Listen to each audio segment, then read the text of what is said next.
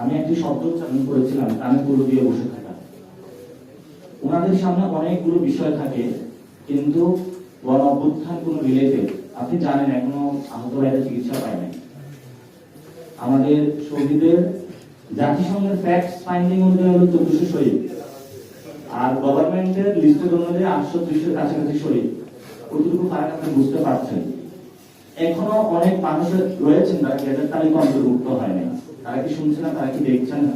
যদি উদ্যোগ নেওয়া হয় এটা বড় কোনো বিষয় না।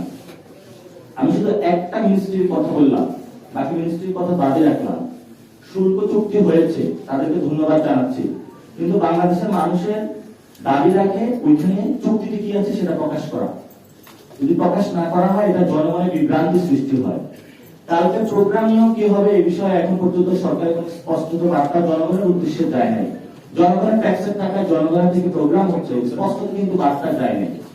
এই ক্ষেত্রে একই সমস্যা সৃষ্টি হচ্ছে। যদি প্রবাসী স্বরাষ্ট্র এবং পররাষ্ট্র মন্ত্রণালয় একযোগে কাজ করে অতি দ্রুত আমরা আমাদের ভাইদেরকে ফেরত পাবো আশা করি, কিন্তু এই কাজটা হচ্ছে না। বিজয় আপনাদের মাধ্যমে পুরো বাংলাদেশকে আমরা সজাগ রাখছি যে বর্তমান স্টেট কেমন লেজে গোবরে অবস্থায় চলতেছে সেই বিষয়টা কনসার্নে নিয়ে আসার করার জন্য।